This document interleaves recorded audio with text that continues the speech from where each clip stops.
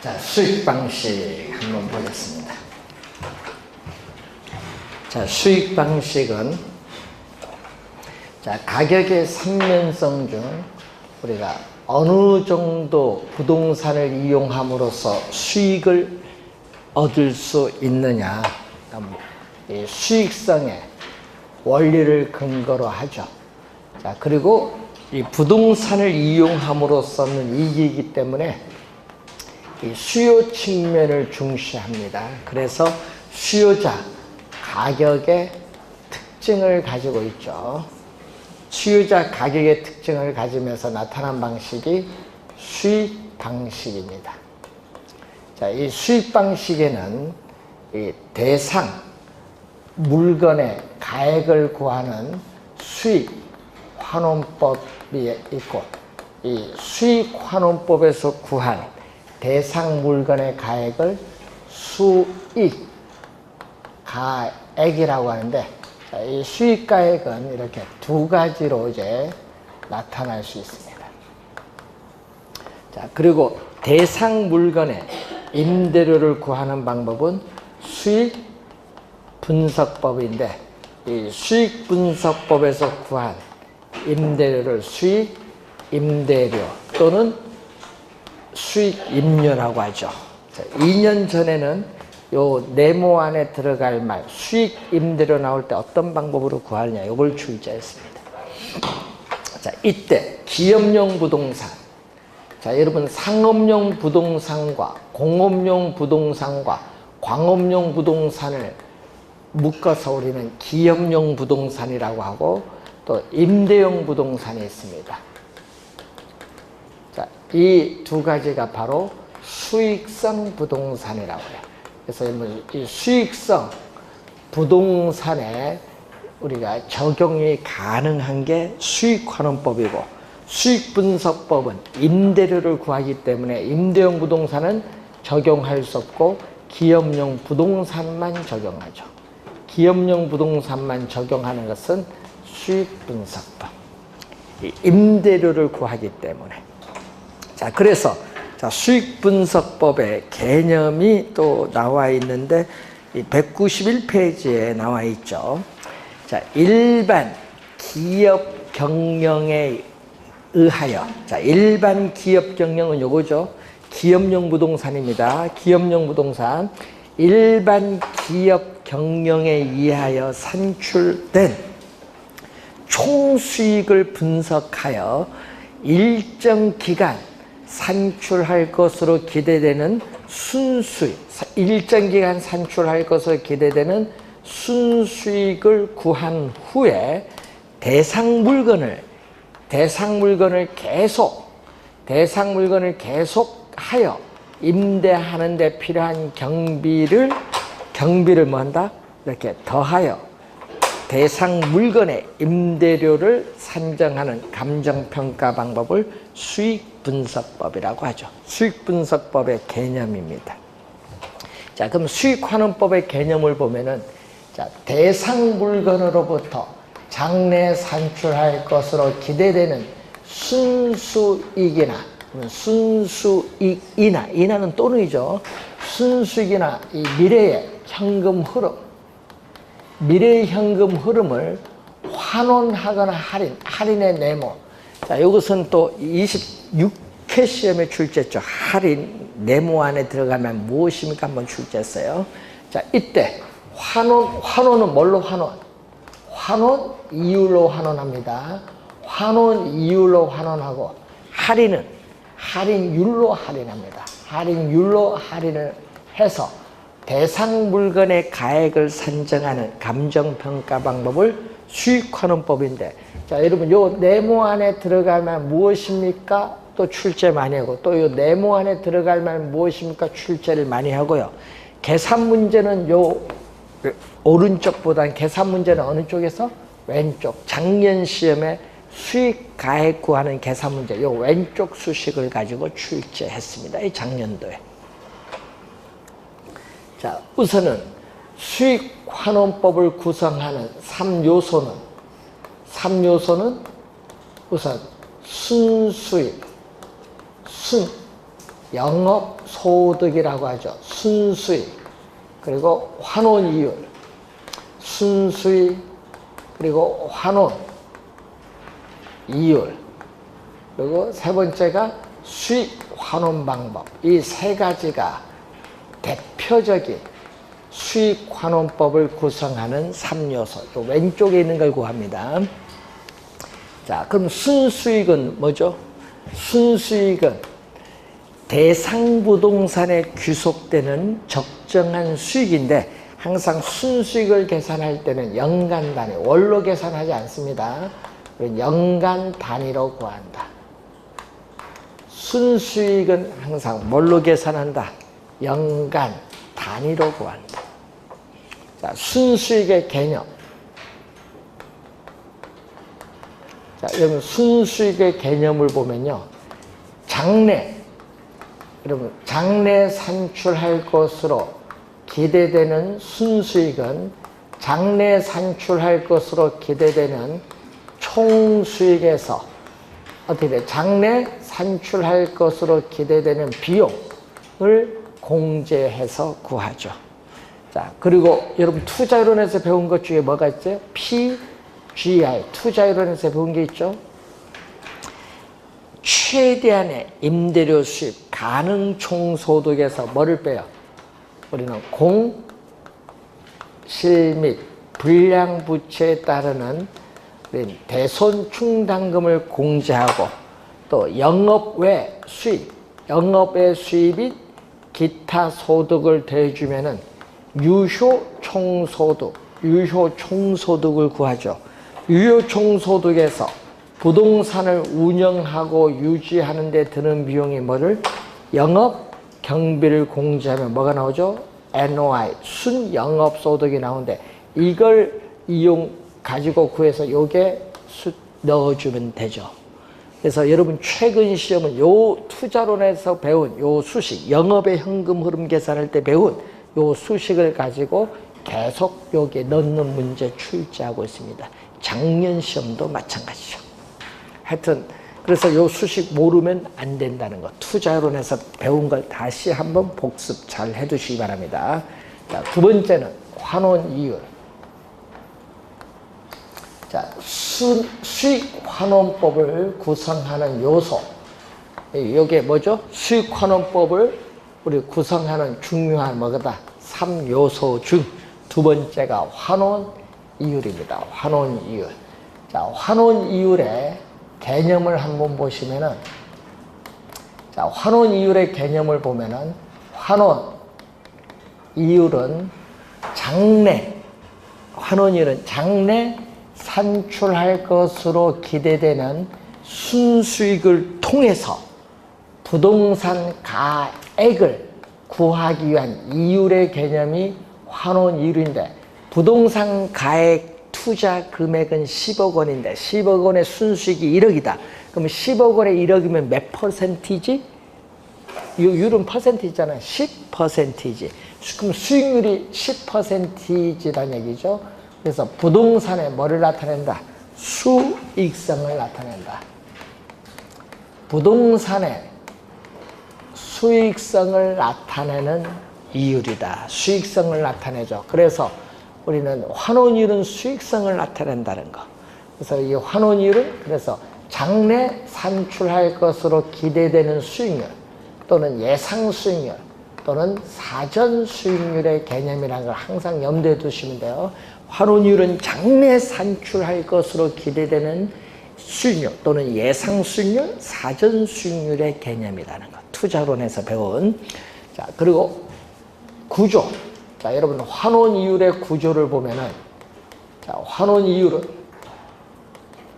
구조를 보면은 투자한 자본으로부터 미래에 예상되는 수익률인 자본 수익률에, 또 미래에 부동산 사용에 따르는 감가상각분에 대해서 투자한 자본을 또 회수를 해야 되는 이 율을 더해줌으로써 환원이율을 구성합니다.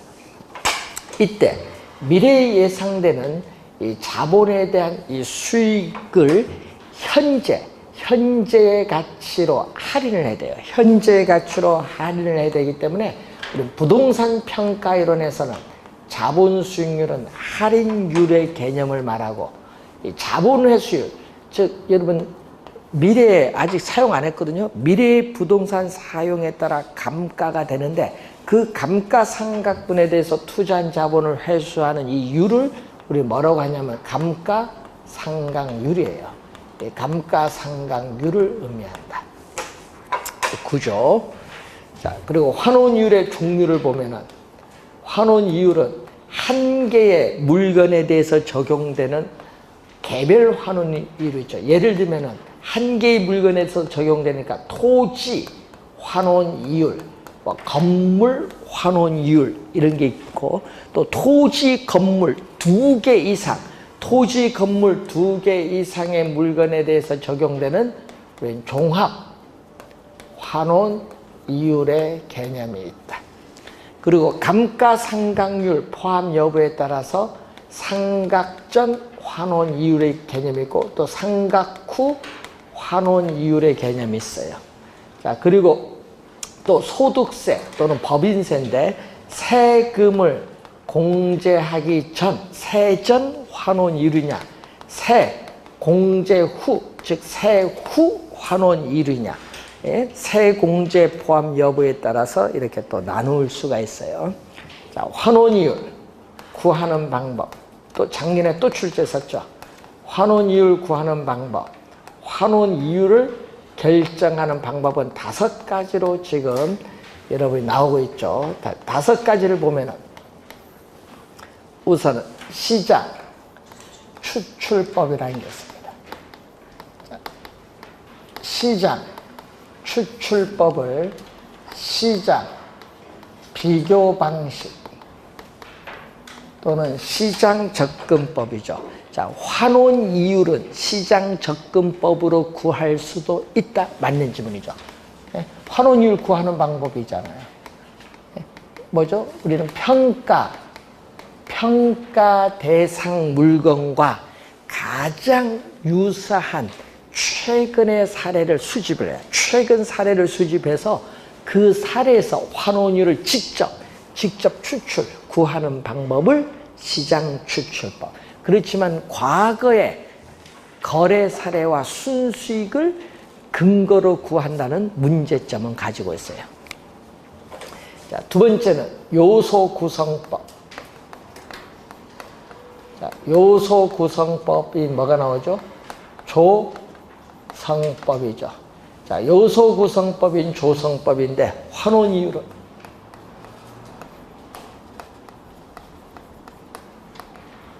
환원이율은 순수이율.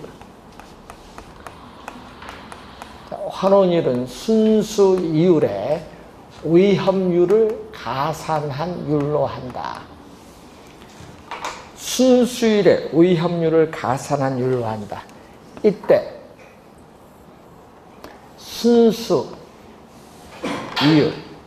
순수이율은 투자론에서 배운 무위험 자산의 수익률, 뭐라고 하죠? 이걸 줄여서 무위험률을 뭐라고 해요? 국채수익률. 예를 들어서 국채수익률인데 시험 문제 나올 때 주의해야 됩니다. 기대이율이 아니다. 자, 적산법에서의 기대이율은 임대차 부동산을 취득을 하는데 투자한 금액에 대해서 장래 기대되는 임대 수익과의 비율인 기대이율인데, 이건 적산법이죠. 기대이율의 개념이 아니라 뭐죠? 무위험률의 개념이다. 자, 이때 위험률은 위험 부담에 따르는 할증률을 얘기해요. 자, 위험 부담에 따르는 할증률이 위험률인데, 위험률을 구성하는 요소는 우리가 4가지로 볼 수 있죠. 투자에 따르는 위험성, 현금화가 쉬운가 어려운가, 비유동성, 부동산 관리가 어려운가 쉬운가, 또 투자한 자금이 안전한가 그렇지 아니한가. 자, 이때 위험성이 높다. 위험성이 높을수록 현금화가 어려울수록 관리가 어려울수록 위험률은 점점 뭐한다? 위험률은 점점 증가. 플러스 요인이야. 증가인데 여러분 여기 있는 요 앞에 있죠. 요게 플러스로 가는 게 증가고 만약에 자금의 안정성이 높으면 뭐다? 위험률은 줄어들죠. 위험률은 감소한다는 건 무슨 요인? 여기가 마이너스 요인으로 오는 거지. 앞에 플러스로 들어오느냐 마이너스로 들어오냐. 안전성이 높은 위험률은 줄어듭니다. 감소하는 요인입니다. 자, 그러면은 요소 구성법은 뭐예요? 평가 대상 부동산에 관한 위험을 여러 가지 요소로 분해하고 개별적인 위험에 따르는 할증률을 더해서 환원 이율을 구하는 방법을 조성법인데 문제는 이 위험률을 구하는 데 있어서 감정평가사의 주관 개입의 여지가 많다는 단점이 있어요. 또 단점은요, 요 빨간 거, 요 두 개에 대부 비율이 없어요. 부동산을 담보로 금융기관으로부터 대출받는 대부 비율이 안 나와요. 그래서 부동산을 담보로 해서 대출받는 걸 저당금융이죠. 이 저당금융이 환원 이율에 미치는 영향을 반영하고 있지 않다는 또 문제점을 가지고 있다. 부동산 거의 대부분 뭐를 해요? 여러분 대출받아 구입을 하기 때문에 그걸 반영하지 못한다는 문제점을 가지고 있다. 자, 세 번째, 투자 결합법. 자, 투자 결합법은 두 가지가 있죠. 우선은 물리적 투자 결합법, 금융적 투자 결합법. 자, 이 물리적 투자 결합법과 금융적 투자 결합법. 자, 물리적 투자 결합법, 금융적 투자 결합법 두 가지가 있어요. 자, 이 물리적 투자 결합법은 토지와 건물이 결합된 이렇게 토지와 건물이 결합된 복합 부동산인 경우에 적용. 자, 토지와 건물이 결합이 된 이 복합 부동산인 경우에 적용하는데 이 복합 부동산의 순수익, 복합 부동산의 순수익, 즉 소득을 창출하는 부동산의 능력이 토지와 건물이 서로 다르며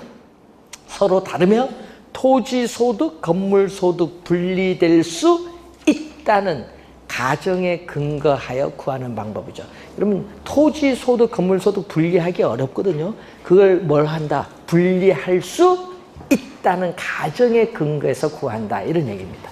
자, 그럼 토지, 건물 두 개 이상의 물건에 대해서 적용하는 것을 우리는 아까 종합환원 이율이죠. 토지, 건물 두 개 이상의 물건에 대해서 적용하는 게 종합환원율입니다. 그럼 분리해야겠죠. 토지, 건물 분리될 수 있다. 자, 토지 투자자가 요구하는 수익률을 토지 환원 이율. 그러면 건물 투자자가 요구하는 수익률을 우리는 건물 환원 이율. 그래서 요 두 가지가 서로 뭐다? 다르다는 얘기예요. 네? 아까 소득을 창출하는 부동산의 능력이 토지, 건물이 서로 다르며 요 두 개가 다르다는 얘기예요. 그럼 예를 들어서 토지 환원율이 몇 프로다? 5%면 건물 환원율이 몇 프로? 10% 이렇게 다르다는 얘기예요. 다르다. 그리고 여기에 뭐가 들어오죠? 가중치가 들어와야 돼. 가중치는요, 요거죠. 토지, 건물 결합한 거죠. 요게 이 전체 토지, 건물 결합된 전체 부동산 가격에서 뭐가 차지하죠? 토지 가격. 전체 부동산 가격에서 토지 가격이 차지하는 비율. 또 여기는 전체 부동산 가격에서 건물 가격이 차지하는 비율. 가중치를 곱해줘서 더해주면 돼요. 이때 예를 들어서 토지 가액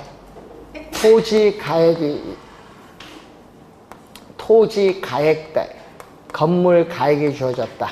자, 토지 가액과 건물 가액이 주어졌는데 토지는 몇 프로? 20%, 건물은 80% 이렇게 주어졌다. 예? 그러면 가중치 들어갑니다. 가중치 얼마? 전체 100%이지. 전체 100%에서 토지는 얼마 차지? 20%. 여기는 전체 부동산 가격 100%에서 건물은 80% 차지. 이게 바로 뭐가 돼? 가중치야. 가중치. 요걸 곱해주면 돼. 그럼 여기 몇 프로죠? 예? 100분의 얼마? 100. 100분의 100이니까 1. 예? 1%. 여기는 100분의 800이니까 몇 프로? 8%. 더해줬더니 몇 프로가 되죠? 9%가 되겠죠. 종합환원 이율. 자, 이 금융은 돈 빌리는 거죠. 자금을 금융기관으로부터 융통받는 게 금융이에요. 그럼 부동산 여러분 살 때 금융기관 돈 빌린다 이런 얘기입니다. 그럼 돈 빌리면요. 부동산 투자 금액이 10억인데 융자 6억 받으면 내가 투자한 금액 얼마? 4억. 내 돈 남의 돈 구분하기가 쉽다 어렵다? 융자 얼마 받았잖아 확실히. 그럼 구분하기 쉬워요. 쉽잖아요. 총 투자금에서 대출 빼면 내 돈인데. 그래서 요것보다는 요게 분리하기가 쉬워요. 자, 그래서 이 금융적 투자결합법은 지분 투자자가 요구하는 수익률과 저당 투자자가 요구하는 수익률이 또 뭐한다? 서로 다르다. 서로 다르다는 데 차가 난다. 서로 다르다는 데 차가 나서 투자 자본을 금융적 측면에서 구분하는 방법입니다. 그러면 지분 투자자가 요구하는 수익률을 뭐라고 하죠? 자, 여러분 지분 투자자가 요구하는 수익률은 지분 환원율이라고 해요. 지분은 자기 자본이에요. 자기 자본 환원율이고, 그리고 저당 투자자가 요구하는 수익률은 저당 환원율이라고 해요. 저당 투자자가 요구하는 수익률은 저당 환원율. 자, 여기는 지분 환원율은 자기 자본 환원율, 저당은 타인 자본이야. 저당 환원율은 타인 자본 환원율. 요 두 개가 서로 다르다 얘기예요. 자, 저당 환원율이 예를 들어서 10%면은 지분 환원율은 5% 이렇게 다르다는 얘기겠죠. 자, 이때 가중치 곱해줘야 되는데, 가중치는 여기 뭐냐? 부동산 가격에서 자기 자본이 차지하는 비율인 지분 비율. 여기는 부동산 가격에서 타인 자본이 차지하는 비율을 저당 비율. 저당 비율을 다른 말로 뭐라고 한다? 대부 비율, LTV를 말하고, 이때 이 지분 투자자가 요구하는 수익률과 저당 투자자가 요구하는 수익률이 서로 다른데, 우리는 지분 환원율로서 한 해의 소득을 기준하는 지분 배당률을 적용하고, 이 저당 환원율로서 카즈딘이라는 학자는 저당 상수를 적용한다. 금융적 투자 결합법. 자, 이것을 좀 더 발전시킵니다.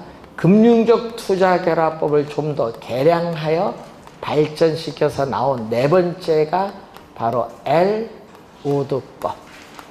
엘우드법은 보통의 일반 투자자인 지분 투자자 입장에서 뭐를 강조?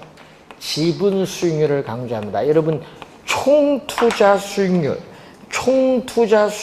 종합 수익률을 강조하는 것이 아니라 뭐를 강조한다? 지분 수익률을 강조하고, 지분 수익의 극대화. 지분 수익은 뭐죠? 세전현금 수지죠.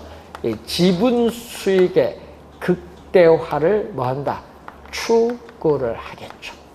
지분 수익률을 강조하면서 지분 수익의 극대화인데, 자, 여러분, 예를 들어서 물리적 투자결합법에서의 건물은 건물 수명 닿을 때까지 보유를 해요. 그렇지만은 엘우드법은 그렇지 않아요. 엘우드법은 부동산을 취득을 해서 우리가 보유 기간 동안의 부동산을 뭐죠? 운영해서 일정 기간 지나면 처분한다.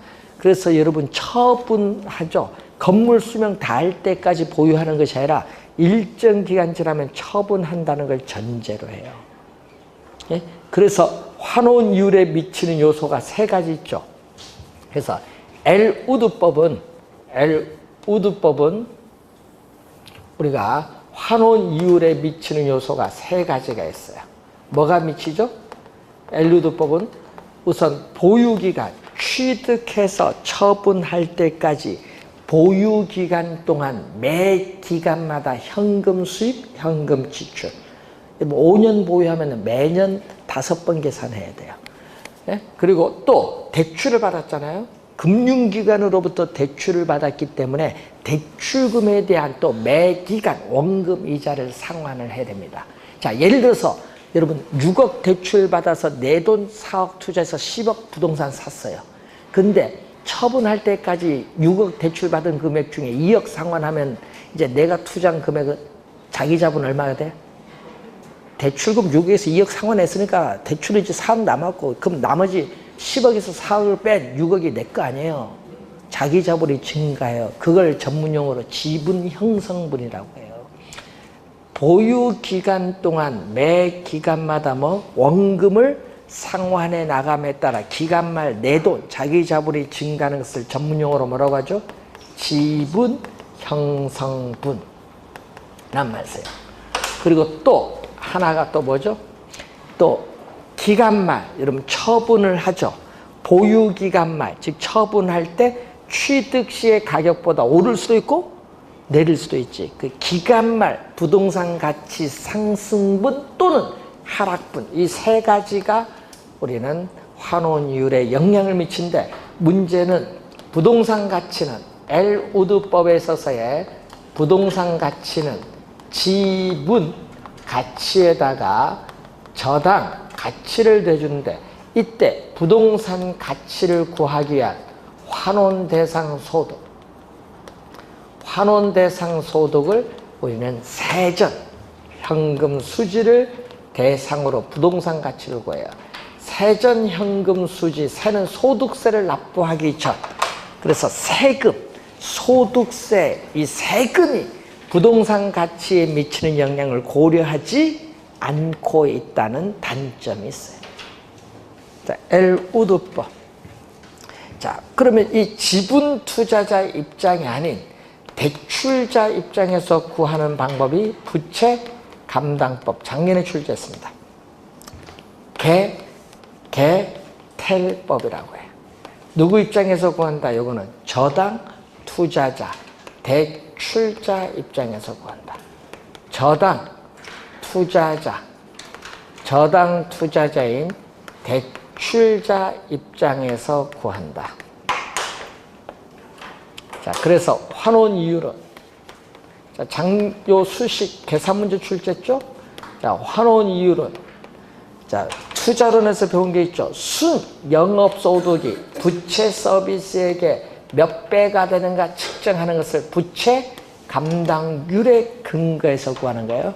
부채 감당률에 대부 비율에 뭐를 저당 상수를 곱해주면 되는데, 이때 이 세 가지 요소는 금융기관이 중시하는 요소로서 환원이율을 구하기 때문에 객관적이면서 계산이 간편하다는 단점이 있지만은, 투자 의사 결정의 궁극적 주체는 바로 지분 투자자인데 대출자 입장에서 구하기 때문에 대출자를 지나치게 보호를 하고 있다는 비판을 받고 있다는 거죠.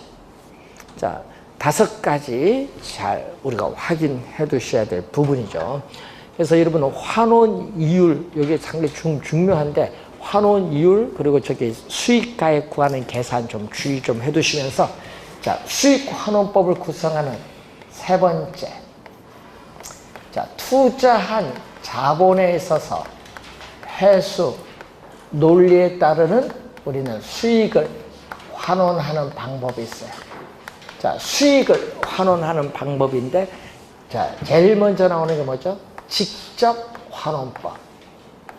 직접 환원법은 어디에 적용한다? 농지, 염전 등의 토지에 적용한다. 농지, 염전 등의 토지인데, 토지는 사용하여도 소모가 안 되죠. 그래서 감가, 상각할 수 없는 자산이기 때문에 투자한 자본에 대해서 회수할 필요가 없다. 그래서 토지 우리 관련해서 수익가액은 토지로부터 장래 산출할 것으로 기대되는 순수익을 바로 환원 이율로 환원해서 구하면 구할 수 있죠. 자, 직선 환원법이라는 게 있죠. 자, 직선은 건물, 구축물이라든지 기계 장치 등에 적용되죠. 자, 토지는 영속성을 가지고 있지만 건물이나 기계는 수명이 있어요. 내용연수, 감가상각 자산의 수명인 내용연수도 유한하고 수익도 유한한 상각자산에 적용을 해요. 그래서 수익가액은 상각전 순수익이죠. 상각자산에 적용하니까 이 상각후 환원이율에 뭐를 대준다? 상각률을 가산한 환원이율로 환원을 해주죠. 자, 연금법을 인우드법, 상환기금법을 호스코드법인데, 자, 요 두 가지는 복합부동산인 경우에 적용하죠. 부동산이 땅, 부지와 건물, 기타, 상각자산의 결합으로 이루어진 복합부동산의 경우에 적용을 하게 돼요. 그래서 우린 상업용, 공업용, 광업용 부동산은 기업용 부동산입니다.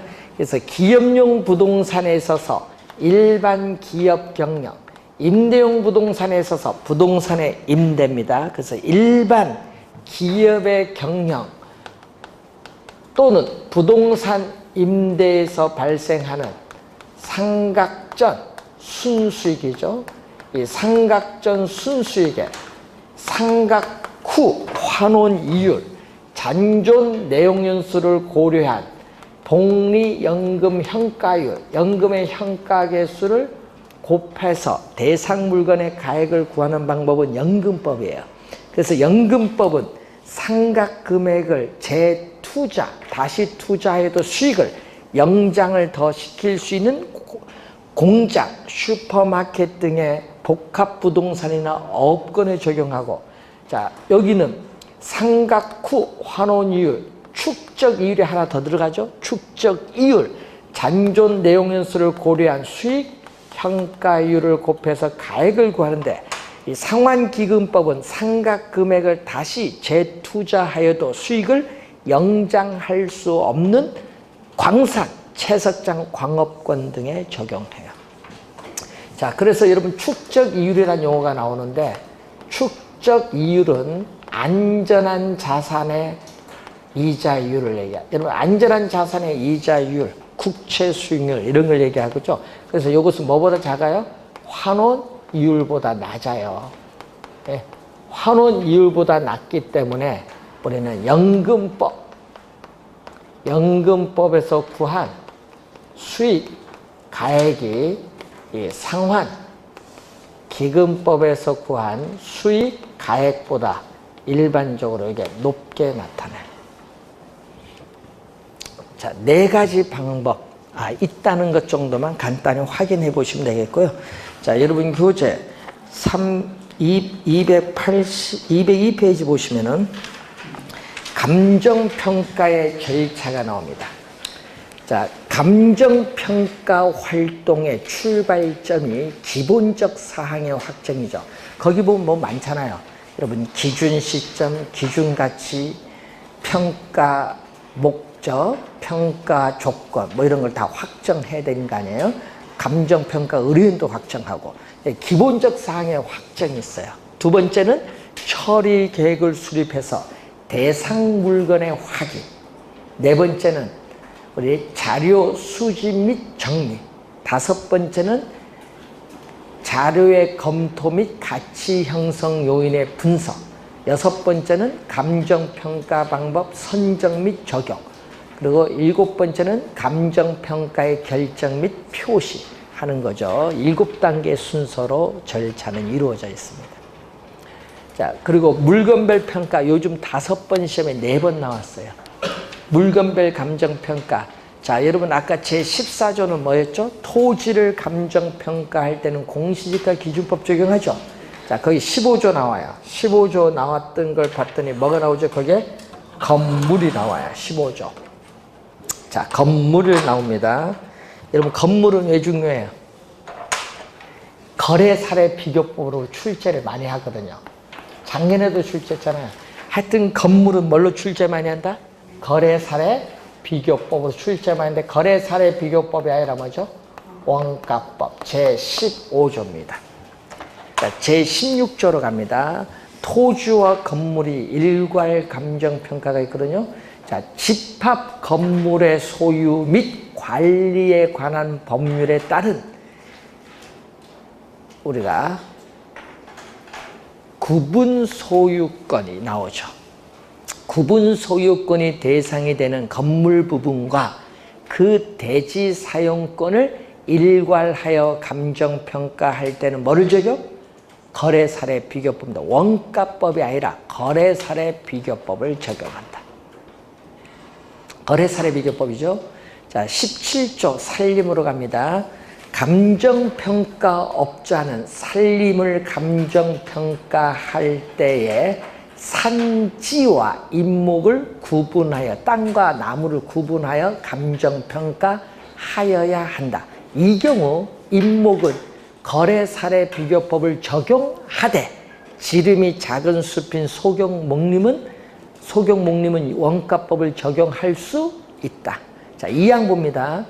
산지와 인목을 일괄하여 감정평가할 때에 거래사례 비교법을 적용하여야 한다. 거래사례 비교법 밑줄. 자, 17조도 우리가 한 2번 출제했었죠. 자, 18조가 뭐죠? 18조 과수원이거든요. 여러분, 과수원 주의해야 되는 게, 과수원은요 수익환원법이 아니에요. 과수원은 뭐다? 수익환원법이 아니라 거래사례 비교법이야. 하여튼 과수원은 수익환원법이 아니다는 걸 주의 좀 해두시고. 자, 그리고 19조 2항 갑니다. 여러분, 19조 2항에 가면요 뭐가 나와요? 19조 2항에 가면요 광업재단이 나오거든요. 광업재단 뭐를 적용한다? 수익환원법. 자, 20조로 갑니다. 20조 1항 보세요. 20조 1항 요거 자동차입니다. 주의해야 됩니다. 자동차는 원가법이 아니에요. 자, 20조 1항 자동차를 감정평가할 때에는 뭐를? 거래사례 비교법을 적용하여야 한다. 2항. 자, 20조 2항 뭐죠? 건설기계, 사망, 선박이죠. 자, 사망 보세요. 감정평가업자는 선박을 감정평가할 때에 선체, 기관, 의장별로 구분하여 감정평가하되 각각 뭐를? 원가법을 적용하여야 한다. 원가법 적용하여야 한다. 그리고 또 항공기 뭘 적용한다? 원가법. 자, 그 20조 5항 보세요. 자, 1, 2, 3, 4 요거 있죠? 1, 2, 3, 4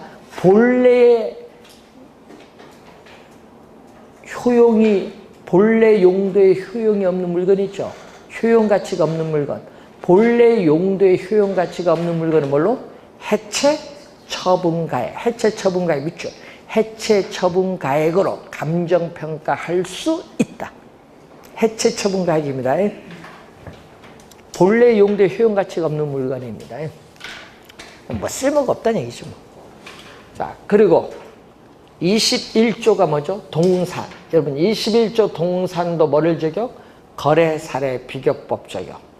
자, 그런데 거기 또 뭐가 있어요? 22조에 임대료가 있거든요. 22조에 임대료가 있거든요. 임대료를 감정평가할 때는 뭐를 적용? 임대사례 비교법을 적용하는데 시험 문제 또 3년 전에 뭘로 출제했어요? 적산법으로 출제했지. 적산법이 아니라 임대사례 비교법. 자, 23조로 갑니다. 자, 여러분 23조에 사망 보세요. 자, 여러분 23조의 사망. 영업권, 특허권, 실용신앙권, 디자인권, 상표권, 저작권, 전용측선 이용권 등 그 밖의 무형자산에 대한 뭐를 적용? 수익환원법 적용. 수익환원법 적용. 자, 24조로 갑니다. 24조 2항 보세요. 24조 2항 보면요. 자, 여러분 뭐가 있다? 비상장 채권이 있거든요. 자, 여러분 상장이 아직 안 됐어요. 증권거래소에 아직 상장이 되어 있지 않은 비상장된 채권에 대해서는 시세가 없잖아요. 상장 안 돼서 시세가 없기 때문에 이건 수익환원법 적용. 자, 그런데 요거 있어요. 상장 채권이 있거든요. 요건 증권거래소 상장되기 때문에 뭐가 돼 있어요? 이건 시세가 있죠. 거래사례 비교법 적용. 그리고 24조 3항 보세요. 뭐죠? 기업 가치를 평가할 때는 또 뭐를 적용한다? 기업 가치를 평가할 때는 수익환원법 적용. 자, 25조로 갑니다. 205페이지 25조.